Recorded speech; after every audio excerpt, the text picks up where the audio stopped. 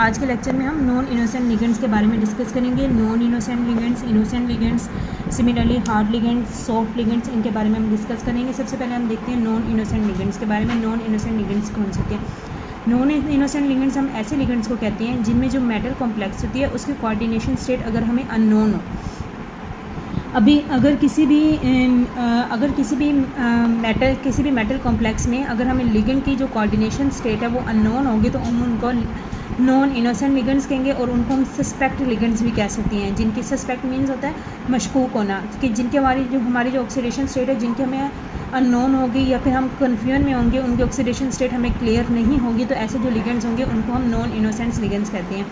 Non innocent ligands mostly redox active होते हैं, means कभी ये ऑक्सीडेशन करवा रहे होते हैं और कभी ये रिडक्शन करवा रहे होते हैं, नॉन इनोसेंट लिगेंड्स। अब ये जो नॉन इनोसेंट लिगेंड्स हैं इसके बारे में सबसे पहले जॉर्गेनसन साइंटिस्ट जो थे उन्होंने सबसे पहले उन्होंने लिगेंड्स के बारे में डिस्क्राइब किया था कि वो नॉन इनोसेंट और इनोसेंट होते हैं, और इनका जो बिहेवियर होता है नॉन इनोसेंट लिगेंड्स का जो बिहेवियर होता है ये डिपेंड करता है कि आया कि वो किस किस्म की मेटल के साथ अटैच होकर एक कॉम्प्लेक्स बना रहे हैं, उस पर डिपेंड करता है कि जो हमारा जो लिगेंड होगा वो कॉम्प्लेक्स इनोसेंट होगा या फिर नॉन इनोसेंट होगा। इस चीज़ को हम एक एग्जांपल से अभी डिस्कस भी कर लेते हैं। अगर हम देखें हमारे पास एक कॉम्प्लेक्स है, ये हमारे पास दो कॉम्प्लेक्स हैं। अगर हम इनमें देखें ये जो हमारे कॉम्प्लेक्स हैं इनमें ऑलमोस्ट इनका स्ट्रक्चर सेम है।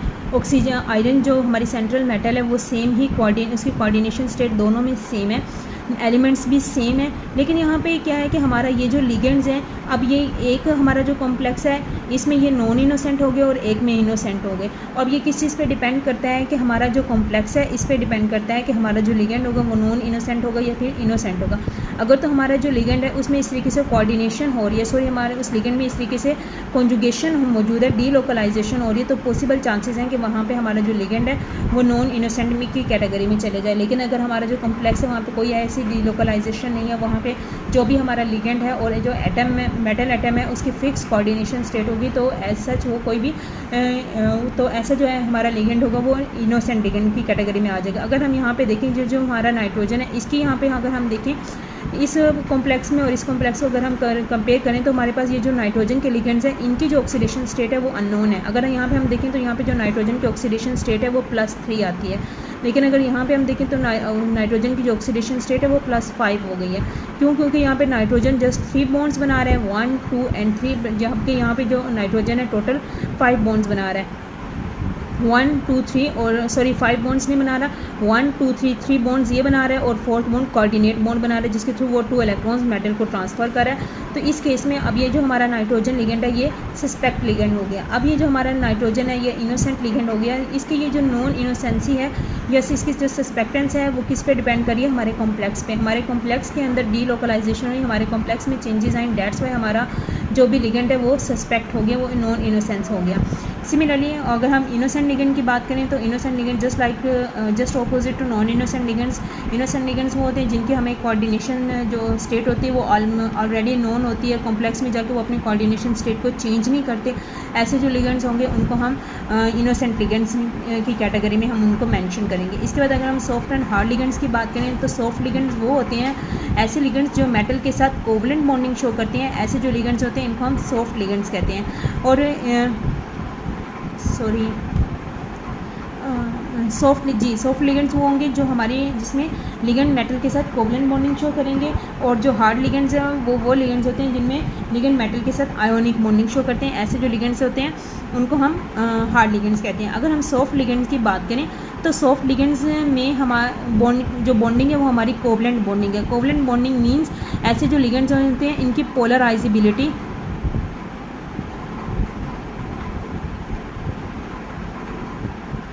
इनकी जो पोलराइजेबिलिटी होती है वो ज़्यादा होती है।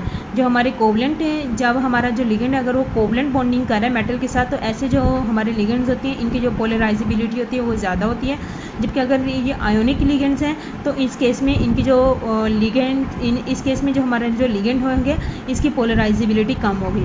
और एक दूसरी चीज़ की जो हमारे सॉफ्ट लिगेंड्स होते हैं, अगर हमारा जो लिगेंड है वो सॉफ्ट है तो पोलराइजेबिलिटी ज़्यादा होगी और जो हमारे लिगेंड का साइज़ होगा वो ज़्यादा होगा। बट इसके ऑपोजिट अगर हमारा हार्ड लिगेंड है तो मीन्स आयोनिक बॉन्डिंग है, पोलराइजेबिलिटी कम होगी और जो साइज़ होगा वो भी कम होगा। इसके बाद अगर हम सॉफ्ट एंड हार्ड मेटल की बात करें तो सेम सेंस में जैसे हमने सॉफ्ट एंड हार्ड लिगेंड को डिस्क्राइब किया, इसी तरीके से हम सॉफ्ट एंड हार्ड लिगेंड की सॉफ्ट एंड हार्ड मेटल को भी डिस्क्राइब करते हैं। हार्ड मेटल वो होगी जो आयोनिक बॉन्डिंग शो करेगी और सॉफ्ट मेटल वो होगी जो कोवलेंट बॉन्डिंग शो करेगी। अगर हम हार्ड मेटल की एग्जांपल देखें तो हार्ड कॉम्प्लेक्स और सॉफ्ट कॉम्प्लेक्स। हार्ड कॉम्प्लेक्स कौन से होंगे जिनमें कोवलेंट बॉन्डिंग होगी, और सॉफ्ट कॉम्प्लेक्स कौन से होंगे जिनमें सॉफ्ट कॉम्प्लेक्स होंगे जिनमें कोवलेंट बॉन्डिंग होगी, और हार्ड कॉम्प्लेक्स होंगे जिनमें आयोनिक बॉन्डिंग होगी। अगर हम इसको देखें तो ये वाला जो हमारा कॉम्प्लेक्स है इसमें आयोनिक बॉन्डिंग होती है, मीन्स हमारा ये वाला जो कॉम्प्लेक्स है ये सॉफ्ट कॉम्प्लेक्स है। इसके अपोजिट अगर हम देखें हमारा ये जो कॉम्प्लेक्स होगा जिसमें आयोनिक बॉन्डिंग है, ये वाला जो हमारा कॉम्प्लेक्स होगा ये हार्ड कॉम्प्लेक्स होगा।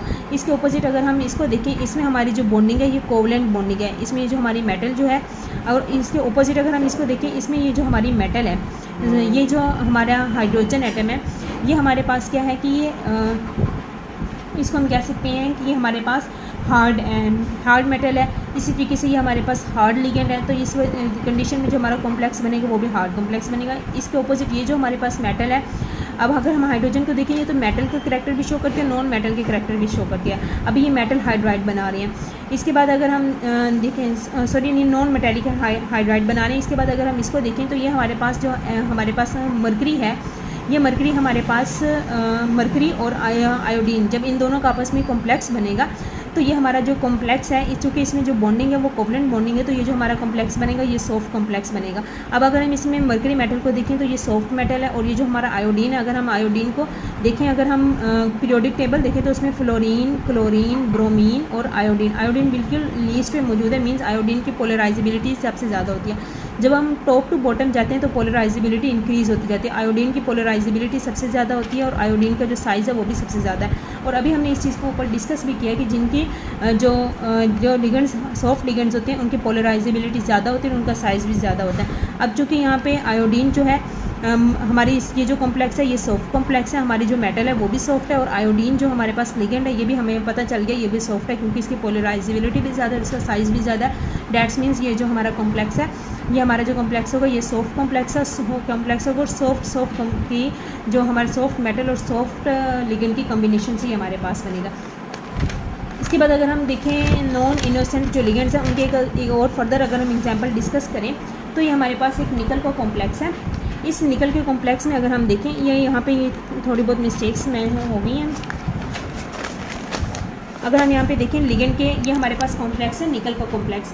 अब अगर हम इस कॉम्प्लेक्स को देखें तो ये हमारा जो निकल का कॉम्प्लेक्स है ये डिफरेंट हमारे पास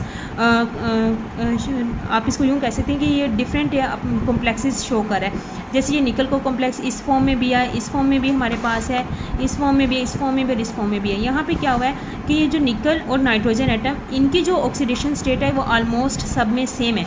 अगर हम देखें यहाँ पे जो निकल नाइट्रोजन जो है, नाइट्रोजन जस्ट वन बॉन्ड निकल के साथ मेंशन कर रहा है, यहाँ पे भी निकल और नाइट्रोजन का जस्ट वन बॉन्ड है, मींस जो हमारे पास नाइट्रोजन है इस टोटल 3 बॉन्ड यहाँ पे मेंशन कर रहे हैं। यहाँ पे सॉरी ये जो नाइट्रोजन है यहाँ पे इसके 4 बॉन्ड्स होंगे, एक कोऑर्डिनेट कोवलेंट बॉन्ड होगा। अगर हम यहाँ पे देखें तो यहाँ पे एक डीलोकलाइजेशन हो रही है, ये हमारे पास एक रिंग है।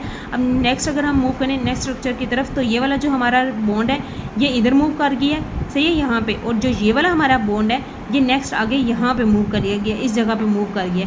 सिमिलरली आगे यहाँ पे हमारा पहले बॉन्ड एक मौजूद था, यहाँ पे अगर हम देखें इसको यहाँ से रिमूव करें तो एक बॉन्ड यहाँ पे था, एक बॉन्ड यहाँ पे था और एक बॉन्ड यहाँ पे था। तो ये वाला जो बॉन्ड है, ये वाला जो बॉन्ड आगे नेक्स्ट आगे मूव कर गया, फिर यहाँ वाला बॉन्ड आगे नेक्स्ट मूव करेगा। इस तरीके से ये हमारे पास डीलोकलाइजेशन हो रही है। इसके बाद अगर हम नेक्स्ट स्ट्रक्चर में देखें तो हमारे सेकंड स्ट्रक्चर में ये जो हमारे पास ये वाला जो हमारा लिगेंड था ये नेक्स्ट आगे ये जो हमारा डबल बॉन्ड था, यहाँ पे डबल बॉन्ड था, ये डबल बॉन्ड यहीं पे है, और लेकिन हमारा यहाँ ये वाला जो डबल बॉन्ड है, ये वाला जो डबल बॉन्ड है ये नेक्स्ट आगे मूव कर गया, ये यहाँ से यहाँ पे आ गया। तो इस तरीके से इनकी जो डीलोकलाइजेशन इनमें हो रही है।